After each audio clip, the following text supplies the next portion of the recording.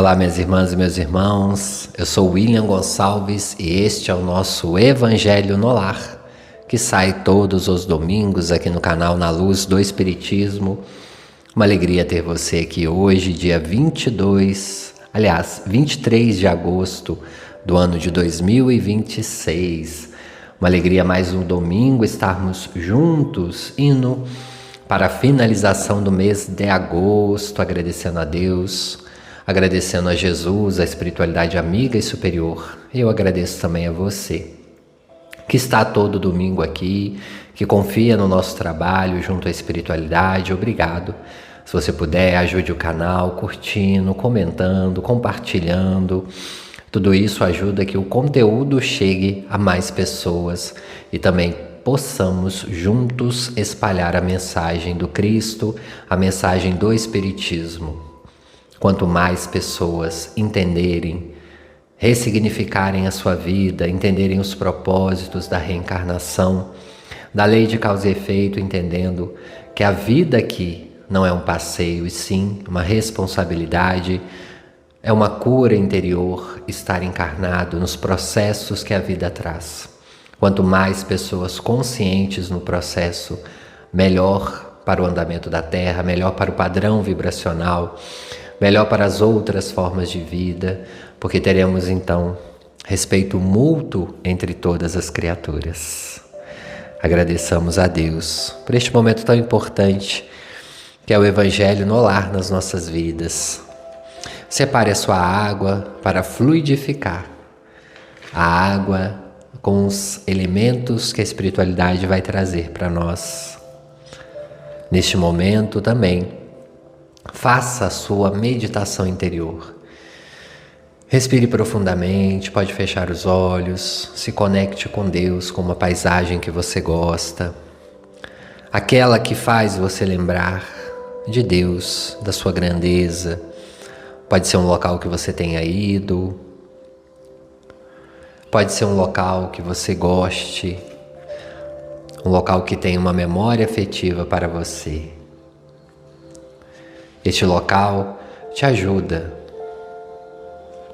a chegar mais próximo da espiritualidade amiga e superior neste domingo, e nós vamos agradecer também a Deus pela semana, agradecer a Deus por estarmos reencarnados e pedindo a autorização ao nosso mestre e amigo Jesus para iniciar esse Evangelho no Lar. Obrigado, Deus, obrigado, Jesus. Neste momento, juntos, reunidos, eu, a família na luz do Espiritismo, essa egrégora de amor, de encarnados e desencarnados, juntos no mesmo propósito, nós pedimos a Deus que direcione os nossos trabalhos, que abençoe o tema que nós separamos para conversar, que possamos juntos conectar com Deus, com a espiritualidade, com nossos mentores, pedindo a Deus que abençoe o nosso lar, a nossa casa física, mas também a nossa casa mental, a nossa casa espiritual, para que possamos a cada dia crescermos mais em propósitos evolutivos, em melhoria interna e externa. Obrigado, Deus, pelo dia de hoje, obrigado também pela oportunidade do Evangelho no Lar. Vamos juntos então? Que assim seja e assim será. Iniciando o nosso Evangelho no Lar, peço desculpas aí na hora da prece, disparou um alarme aqui. Ao vivo não tem como, mas é bom para a gente treinar, orar diante dos barulhos da vida. É só a gente não focar no barulho em específico. Tem vezes que a gente consegue abafar os barulhos, tem vezes que não, mas eu agradeço aí para a paciência de vocês. O capítulo 8 do Evangelho segundo o Espiritismo vai dizer: bem-aventurados os que têm puro o coração. Já no item 1 vai dizer: bem-aventurados que têm puro o coração, porquanto verão a Deus. Está lá em Mateus capítulo 5, versos 8. No item 2 vai dizer-nos o seguinte: apresentaram-lhe então algumas crianças, a fim de que elas a tocasse. E como seus discípulos foi afastando elas com as palavras ásperas, quando lhes apresentaram, Jesus, vendo isso, ficou chateado e lhes disse: deixai que venham a mim as criancinhas, e não as impeçais, porquanto o reino dos céus é para os que se assemelham a elas. Digo-vos, em verdade, que aquele que não receber o reino de Deus como uma criança, nele não entrará. E depois de abraçar, abençoou, impondo-lhes as mãos. No item 3 vai dizer o seguinte: a pureza do coração é inseparável da simplicidade e da humildade, exclui toda ideia de egoísmo e de orgulho. Por isso é que Jesus toma a infância como emblema desta pureza, do mesmo modo que a tomou como da humildade. Poderia parecer menos justa essa comparação, considerando-se que o espírito da criança pode ser muito antigo e que traz, renascendo para a vida corporal, as imperfeições de que se não tenha despojados em suas precedentes existências.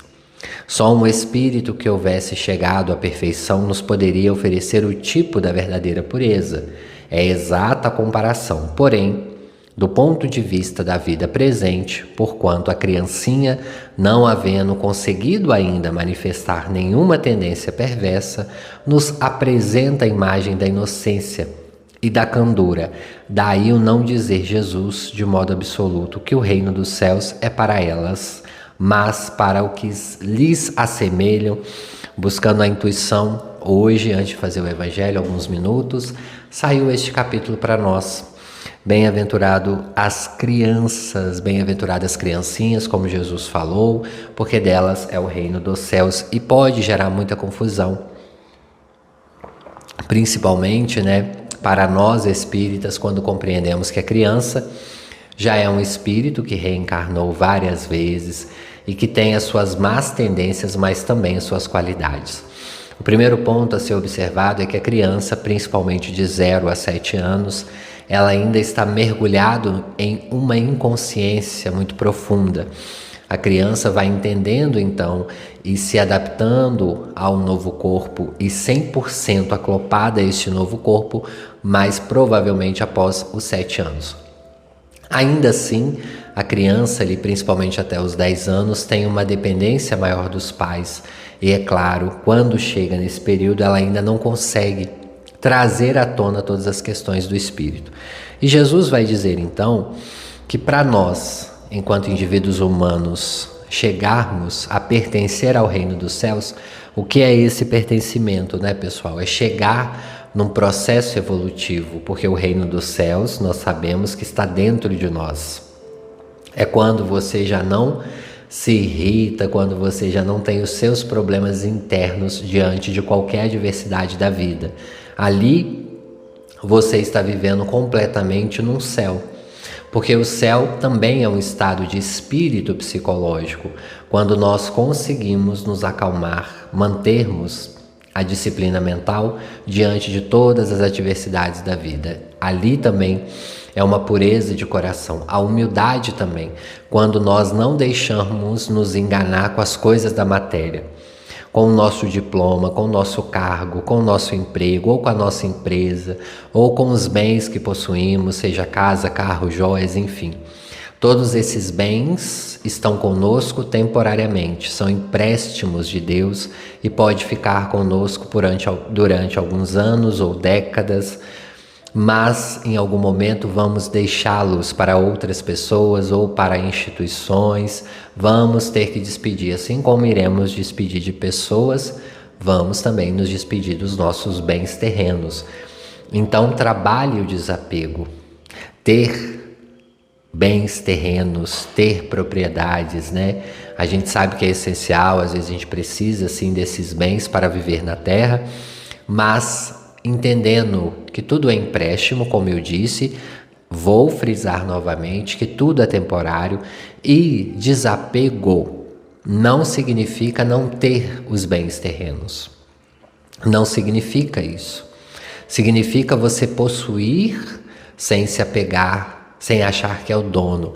Quantos espíritos partem para o plano espiritual e ficam então em meses ou anos em aflição no plano espiritual, pensando o que a família fez com os bens, fez com as joias, o dinheiro, a empresa. Quantas pessoas chegam no plano espiritual? Prova viva disso São as reuniões mediúnicas que muitos espíritos vêm, mas e aí, o que que meus filhos fizeram com isso, com aquilo, com a casa, né? E aí a gente vai gentilmente falando, mas fique tranquilo, né? O seu dinheiro mudou de mão, a sua casa, as outras pessoas também são filhos de Deus que estão administrando, eles serão responsáveis pela administração agora, diante das suas consciências, e também serve para quem recebe uma herança, uma quantia em dinheiro, imóveis, né? Nós somos responsáveis pelo andamento que vamos dar diante de alguma herança que recebemos. Então, a pureza também é a humildade. Tanto que a arrogância atrapalhou tantos espíritos no plano espiritual, a gente vê isso até na literatura espírita. O próprio André Luiz, no livro Nosso Lar, quanto apego ele tinha ainda à família, aos bens terrenos, e quantos anos ficou ali numa região muito dolorosa do plano espiritual, e ainda assim depois, mesmo sendo socorrido pela colônia, passou ainda por muitas angústias, por mero apego.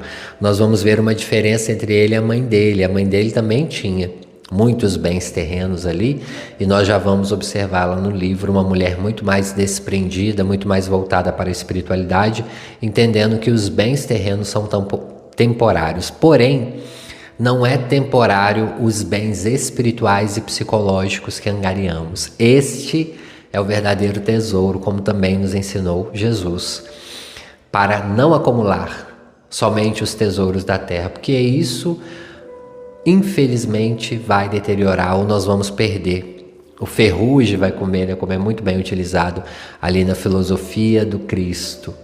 Tudo vai passar, a traça vai roer, o ferrugem vai chegar, mas os bens espirituais ou celestes, esses ficam. E é sobre isso que nós vamos falar hoje. A humildade e a clareza espiritual vai nos ajudar a desenvolver algo muito especial dentro de nós, que é a resiliência espiritual, a humildade, a bondade, a caridade e o amor ao próximo. Todos os ensinamentos que Jesus nos ensinou. Com isso, nós vamos ter resistência espiritual. É como se fosse uma imunidade espiritual, né? Quando você está com a imunidade boa, fisicamente, o que acontece quando um vírus ou uma bactéria entra no seu organismo? Em poucas horas, esta bactéria é combatida, ou esse vírus é combatido. Muitas pessoas têm essa imunidade muito boa, ou porque cuidam, né, da alimentação, da atividade física, dormem bem. Então ali fazem um combinado e têm uma imunidade melhor. E até o vírus entra dentro da pessoa. Às vezes a pessoa espirra, né, um vírus da gripe, por exemplo, espirra, fica incomodado, mas fica ali só um dia e meio incomodado, depois passa. Enquanto outros, quando a resistência imunológica está baixa, o que que acontece? A gente entra um vírus em contato com o nosso corpo e ele ganha alojamento. Ele vai ficando ali, vai crescendo dentro de nós e acaba que vai, infelizmente, dando problemas para nós, dor de cabeça, febre, vontade de ficar na cama. Então, é quando a imunidade está baixa. Aí a gente vai correndo tentar aumentar a imunidade quando o vírus está dentro, né? A gente vai lá, vamos fazer um chá, vamos comer tal fruta, beber tal suco, dormir melhor. Então, nós temos que fazer isso antes do vírus chegar, né? A gente tem que cuidar ali do nosso corpo físico, da nossa atividade física, da nossa alimentação, de uma boa noite de sono, enfim. Para antes a gente estar com a imunidade boa, com a fortaleza boa. É a mesma coisa quando a gente sabe que está chegando o período de chuva. O que a gente faz, né? A gente tem que olhar aí, por exemplo, quem tem casa com varanda, com telhado, se os telhados estão presos, né? Se precisa de alguma manutenção, quando nós estamos na época da seca, né? Fazer essas obras na época da seca, quando tem menos chuva, amarrar melhor o telhado, né? Ou seja, as prefeituras também deveriam fazer esse processo de limpar os bueiros, de limpar as margens do rio antes da chuva chegar. Se a chuva chegar, ela já vai fazer o estrago. A chuva chegou, causou inundação, os rios estavam sujos, os bueiros estavam sujos, a nossa casa, os telhados não estavam tão presos, pode deslocar um telhado, quebrar outro, enfim, vocês já entenderam a lógica. Temos que fazer a prevenção antes. Depois, é um pouco pior, um pouco mais difícil. Não que você não possa consertar, pode, mas vai ser um pouquinho mais difícil e muito mais trabalhoso. É a mesma coisa nos quesitos espirituais. Nós temos que ir criando a nossa imunidade espiritual diariamente, para que quando vem as tormentas da vida, as desilusões ou as vicissitudes, nós tenhamos bagagem espiritual, imunidade espiritual para resistir melhor, para que passe mais rápido. Então, quantas pessoas falam, nossa, eu gostaria que esse problema passasse mais rápido. Claro, ele vai ter um tempo para ficar, dependendo do problema, para o seu aprendizado, mas a sua resistência, se estiver alta, você vai passar por ele com mais equilíbrio. É a mesma lógica. Então, quando nós angariamos estes tesouros espirituais com a humildade de uma criança, e nós vamos entrar agora no tema da criança. Por que, pessoal, que a criança tem maior facilidade para aprender? Vocês já repararam isso?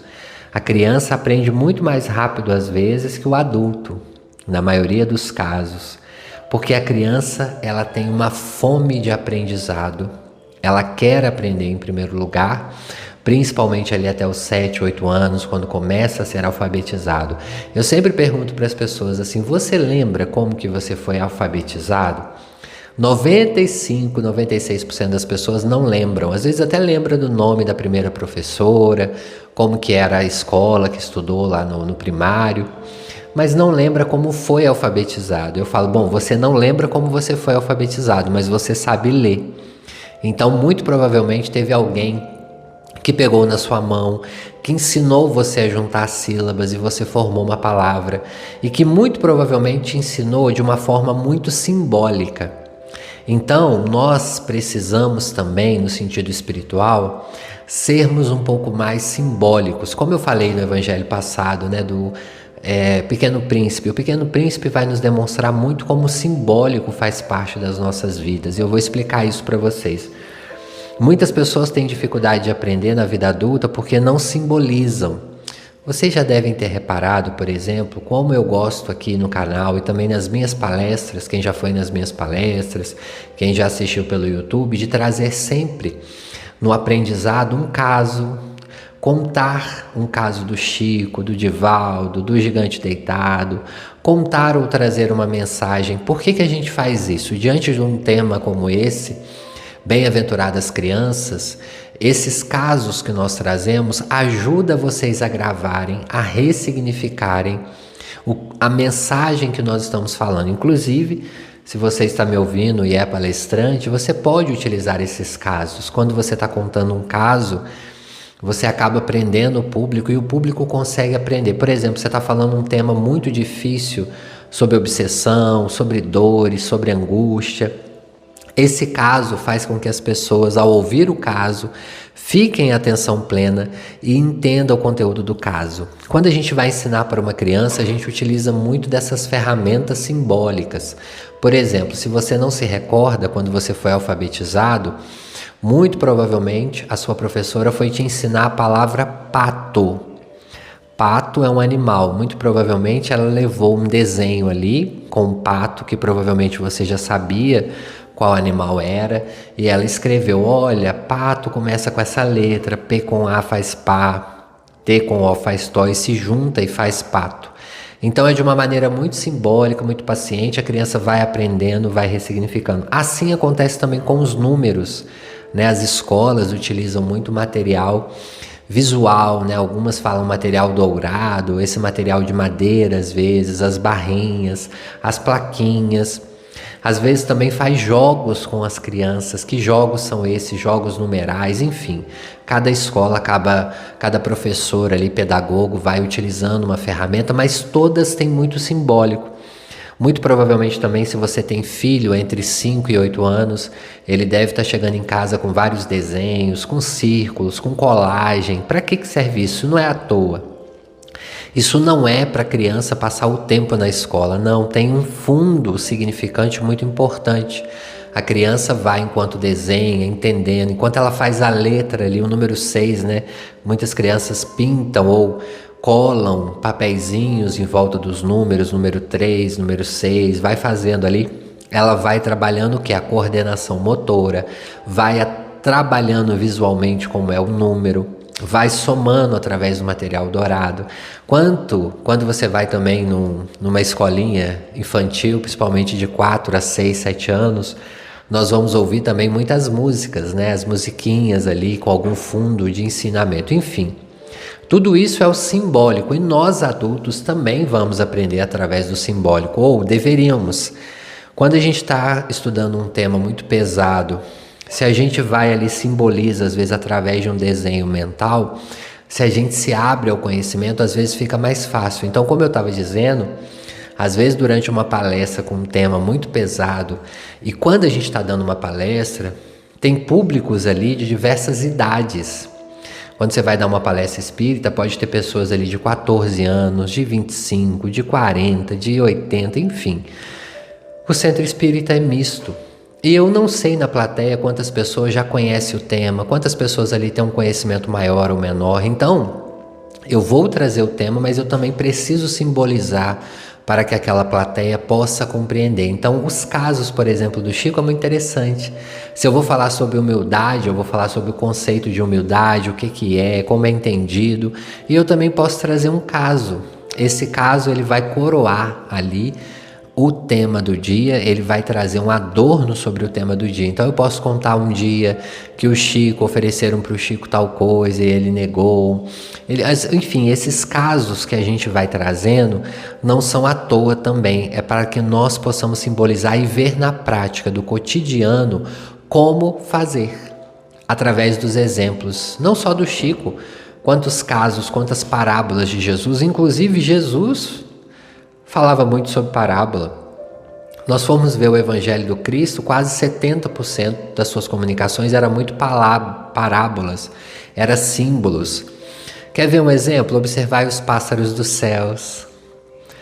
O que é esta frase quando Jesus vai dizer, observa os pássaros do céu? Eles estão ali tranquilos e Deus os alimenta. Ele estava falando, Deus provê aquilo que temos de necessidade, de uma forma simbólica. E até hoje a gente repete isso. Quando Jesus vai falar as parábolas dos talentos, tantas coisas bonitas, então a gente vai entendendo muito por isso. E para que nós possamos ter humildade, a gente precisa de ser como uma criança, ou seja, a gente precisa admitir que não sabe. Porque vamos supor que a sua dificuldade nessa encarnação seja ser humilde. O primeiro passo é você assumir que você ainda não sabe o que é humildade, o que é pureza de coração. Bom, eu não estou conseguindo ser humilde porque eu não sei o que é humildade. Eu preciso aprender o que é humildade. Então você tem que assumir que você não sabe o que é humildade. E isso não é uma vergonha. Você não precisa assumir em público que você não sabe o que é humildade, mas você tem que assumir para você mesmo. Olha, eu não sei o que é humildade, eu acho que eu ainda não sei, eu preciso aprender. Então a gente começa primeiro aprendendo o que é uma humildade. Vamos entender o significado, o que é ser humilde de coração. A partir do momento que a gente aprende, e aí o estudo é essencial, os livros espíritas, o Evangelho segundo o Espiritismo é essencial. Vamos ler o que é humildade. Depois a gente pode fazer uma pesquisa. Hoje nós temos internet, ouvir pessoas falando sobre humildade, não somente no meio espírita. A gente pode ouvir um padre falando, não tem problema. Se é uma pessoa que você gosta, que você se sente bem ouvindo, ou até mesmo uma pessoa de outra religião, um budista, enfim, ou um palestrante espírita, você vai entender. Então assume para você e aprende. Ah, tá, humildade é isso. Dentro disso, eu sempre indico, busque alguns casos de humildade, de pessoas que você considerou humilde, que você acha que tem essas qualidades. Eu, por exemplo, acho o Chico de uma humildade, uma nobreza. Então vai lá ler um caso do Chico sobre humildade. Tem vários na internet, tem vários livros se você gosta de ler. Se você gosta de ouvir, vai, busca. Então aprenda o que é humildade. Depois que você aprender, você pode praticar. Então vamos voltar na criança. O exemplo que eu dei aqui, a criança, para ela escrever pato no papel, ela primeiro vai ter que aprender, ela vai ter que entender o significado de cada letra, a junção das sílabas, para depois ela escrever. A mesma coisa nós, pessoal. E às vezes a gente esquece de ser um pouco como criança. Então Então, se você não sabe o que é humildade, você precisa aprender o conceito. Então, uma coisa que eu sempre falo aqui no Evangelho para vocês. Perguntaram para Kardec, né? As duas asas da evolução é a moral, né? O conhecimento e a moral. Mas primeiro tem que vir o conhecimento, porque a moral é a prática daquela qualidade. E quando você pratica, você ainda vai ter os desafios da prática. Não significa que você sabe. Não. Você começa a praticar justamente para aprender. Então, primeiro você tem um conhecimento teórico, depois você tem a prática e depois sim você vai juntar os dois. Você vai saber cognitivamente, como a gente fala. O que é o saber cognitivo? Você não precisa pensar para fazer, você vai lá e faz. Quando isso já está no seu inconsciente e consciente, você vai e simplesmente faz. Nós sempre damos o exemplo de dirigir, de andar de bicicleta, de fazer um almoço ou um jantar. Quem já cozinha aí há mais de 15 anos, às vezes você não fica pensando ali o que eu vou fazer ao cozinhar um feijão. Você já sabe os processos, tem gente que deixa de molho, cozinha tanto tempo, enfim. Esse processo você já sabe, já está há muitos anos na sua consciência, você nem precisa raciocinar muito. Você faz no automático, passou uma hora ali, você fez um almoço. Quem dirige há muitos anos vai viajar para uma outra cidade, 200 quilômetros, e vai tranquilamente. Já é um conhecimento prático, cognitivo, você já fez várias vezes. Então, a primeira parte da humildade, da pureza de coração é admitir. Eu não sei. Se você não admitir que não sabe, você não abre espaço mental para o aprendizado. Não tem como. Então abra o espaço mental. Da mesma forma que às vezes você está angustiado, está triste e não sabe por quê. Não foi isso que a gente aprendeu nos evangelhos passados? Você tem que silenciar, orar, se escutar, se conhecer para entender o que está te causando aquilo. Porque às vezes você acha que são várias coisas e não é, é uma coisa só. E você, ao silenciar, ao se escutar, ao se perceber, você vai ter uma intuição do que é. E ali você vai trabalhando, daí a importância às vezes da terapia, de escrever o que você sente, de se escutar, de ficar em silêncio. E aí sim admitir o que está te causando aquilo e ir verificar o problema e tentar consertar. Agora, da mesma forma, se eu não admitir, então você pergunta para a pessoa assim, vamos lá na questão da direção, você sabe dirigir? A pessoa fala, eu sei. Então você dá a chave do carro, a pessoa não sabe nem o que fazer. Não dá certo, é a mesma questão espiritual. Tá vendo os exemplos que eu estou dando aqui? Levando para a vida prática, para a nossa vida cotidiana, para que nós possamos aprender no espiritual. Da mesma forma no espiritual. Você chega para uma pessoa que nunca foi humilde, pergunta para ela assim, como é ser humilde? Ela vai ter até uma noção, porque a gente já fala de humildade há muitos anos, né? Não só no espiritismo, né? Em várias religiões. A pessoa pode até ter uma noção do que é humildade. Mas às vezes ela não tem a prática, então ela não vai conseguir falar com toda a profundidade. Né? Humildade, reconhecimento de quem você é. O humilde, ele reconhece em especial os seus defeitos. Ele sabe que tem defeito, que precisa melhorar. E ele não julga o outro porque ele sabe o quão difícil é para se melhorar. Então ele não tem espaço para julgamento. Ele já está ali constantemente tentando se modificar. E quando pedem uma opinião para o humilde, né, de uma melhoria, ele vai ser tão acolhedor, tão doce, que você às vezes não vai nem perceber que é um puxão de orelha. Acontece muito isso com os espíritos superiores. Quando a gente está numa reunião mediúnica e pergunta algum aconselhamento, às vezes vem um puxão de orelha e você nem percebe, que está ali com tanto amor, com tanto acolhimento. Então, a humildade ou qualquer outra dessas mensagens deste capítulo, bem-aventurados puros de coração. Como ser então puro de coração como uma criança, né? Admitir. Então a criança ali, ela não admite conscientemente, mas ela está ali na disposição. Tanto que quem é professor aqui vai me entender, quem já deu aula em mocidade espírita. O adolescente é um pouco mais difícil para ensinar. Por quê? A fase do adolescente, muitos adolescentes entram numa fase de rebeldia, de arrogância. Eu já sei. Eu já pesquisei na inteligência artificial, já pesquisei na internet, eu já pesquisei aqui e ali. Eu já sei tudo.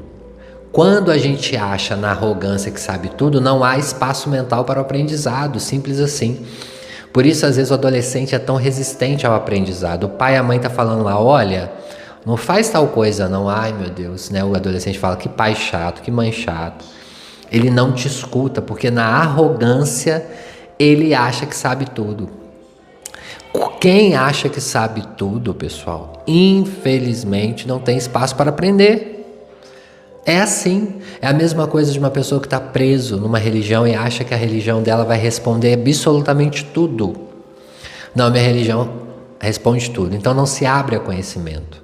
Não se abre a ler outros livros, a ver outros vídeos, a aprender outros conceitos.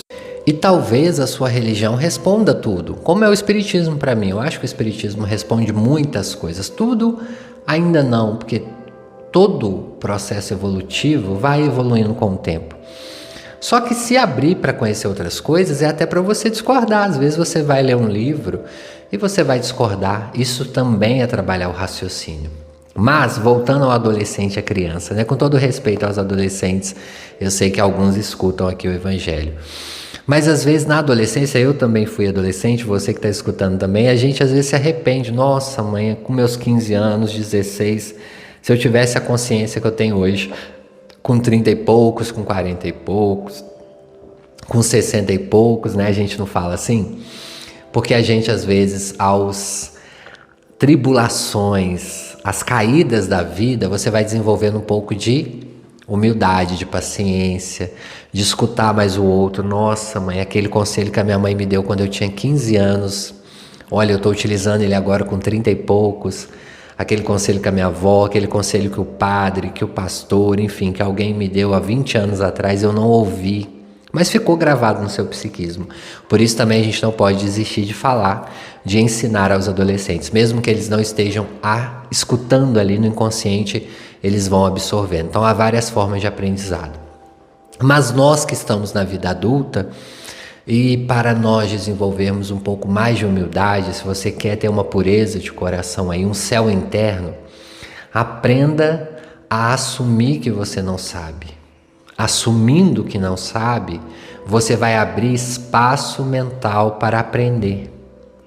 Abrindo espaço mental para aprender, você vai ter consciência e você vai conseguir aprender e praticar.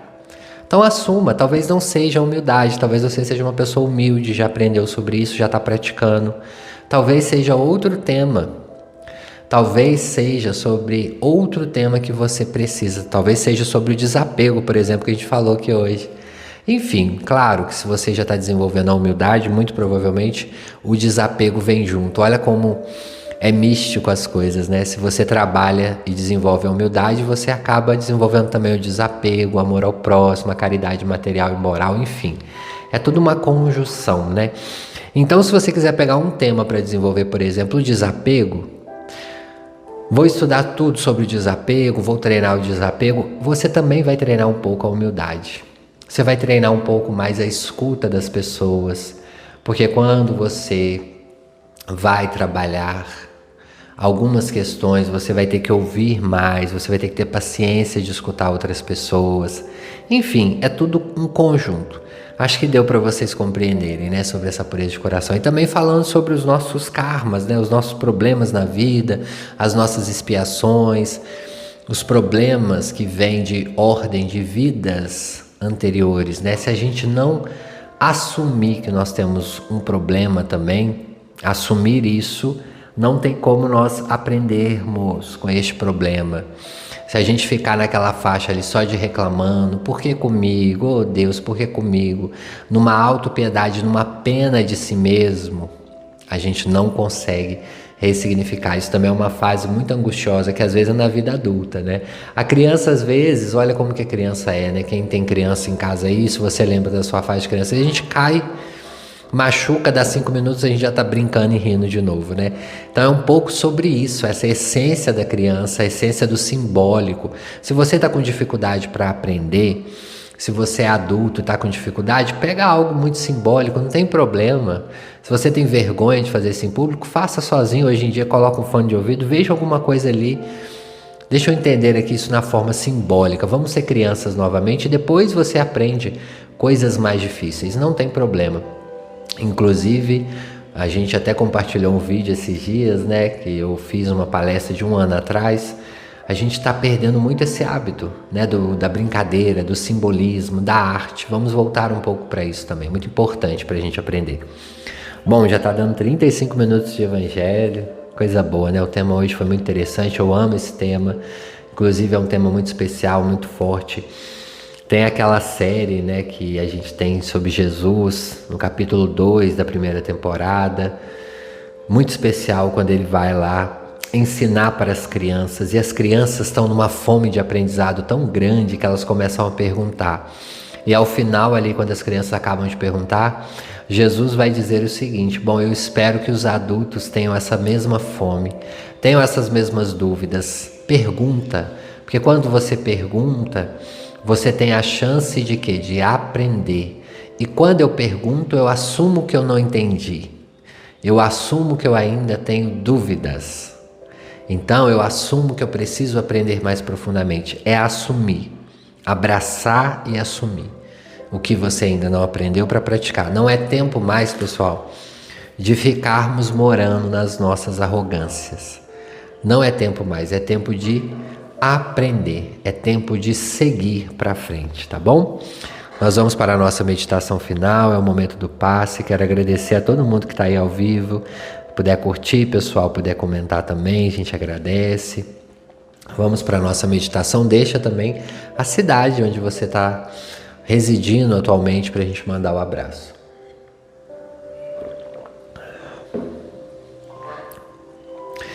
Esse é o momento do passe. Nós vamos hoje agradecendo a Deus por essa oportunidade tão bela para nós. Você vai tranquilizando um pouco, respirando profundamente, agradecendo a Deus por este momento especial. Nós vamos hoje para a nossa cabine de passe, sentando nesta cadeira confortável.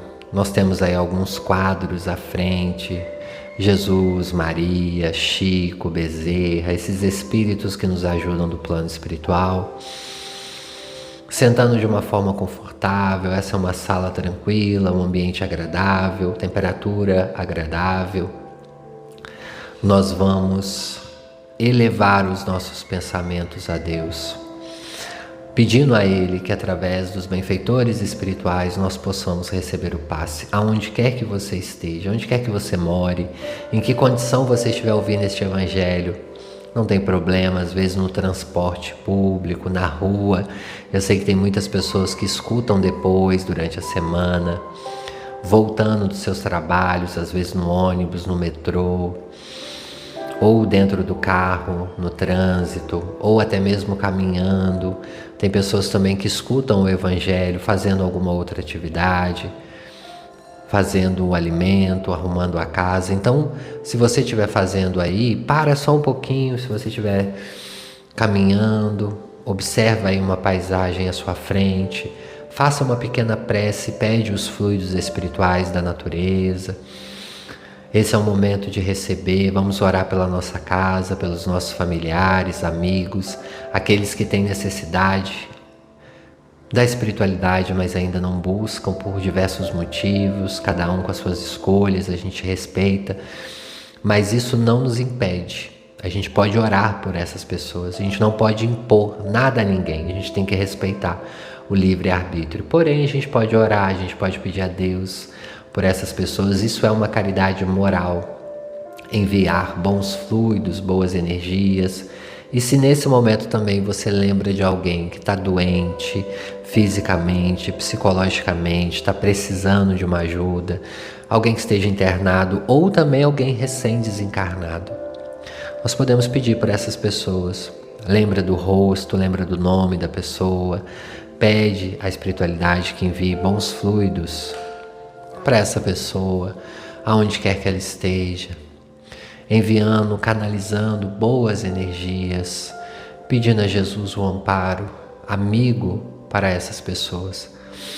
Nós podemos pedir também para o nosso Brasil, nós podemos pedir para o nosso planeta, com muitas boas energias para o planeta, para os benfeitores espirituais que dirigem o nosso planeta, ao Cristo, que é o diretor planetário, mas Cristo tem os seus assistentes, muitos espíritos que ajudam a cuidar deste planeta, nos diversos setores, também no nosso Brasil, aos espíritos protetores do Brasil, aquelas pessoas que estão hoje com as suas responsabilidades de administrar os países, que Jesus possa intuí-los, dar direcionamento no caminho do bem para cada um deles, eles possam refletir sobre as suas atitudes e escolhas. Como é difícil para essas pessoas, né? A gente tem que orar muito, porque decidir questões coletivas é muito problemático. Se essa pessoa erra, né, depois o que tem que resgatar. Então a gente pede também, fazendo a caridade por eles. Senhor Jesus, quantas pessoas chegam aqui no Evangelho com alguma dúvida, com alguma dor física ou mental. Nós pedimos para essas pessoas, onde quer que elas estejam, que elas possam receber as nossas vibrações. Oh meu Deus, envolva com muita luz, com muito amor cada pessoa que chega a este Evangelho, aqui ao vivo ou depois, daqui uma semana, um mês, um ano, 10 anos. O tanto de tempo que este Evangelho ficar no ar, que essas energias balsâmicas possam atingir as pessoas que escutarem. Por caridade, Deus, envolva com muita luz os encarnados e desencarnados que estão ouvindo. A gente pede também, pedimos com muito amor e muito carinho, por aquelas pessoas que não te conhecem, Deus, ainda, da forma que nós conhecemos, que estão resistentes a uma mudança interna, que precisam se desfazer dos seus egos, das suas vaidades, serem mais como crianças. Pedimos por essas pessoas, onde quer que elas estejam, encarnadas ou desencarnadas. Que assim seja, graças a Deus. Agradecemos a Deus por este momento tão especial que é o passe. Nós recebemos ele com muita gratidão, com muito amor. Cada célula do nosso corpo foi reenergizada e a gente agradece. Agradece muito a Deus, a Jesus e a espiritualidade amiga. Eu quero agradecer aos benfeitores que trouxeram a intuição do tema. E nós vamos retornando lentamente, não precisa de abrir os olhos agora. Pode voltar tranquilamente. Quando você se sentir bem, abre os olhos, agradeça a Deus mentalmente. A gente agradece imensamente e em nome do nosso amado Jesus, nós pedimos autorização para encerrarmos este Evangelho no Lar. Podemos beber um pouco da água fluidificada também. Pode dividir, pessoal, depois com seus familiares que moram aí na sua casa.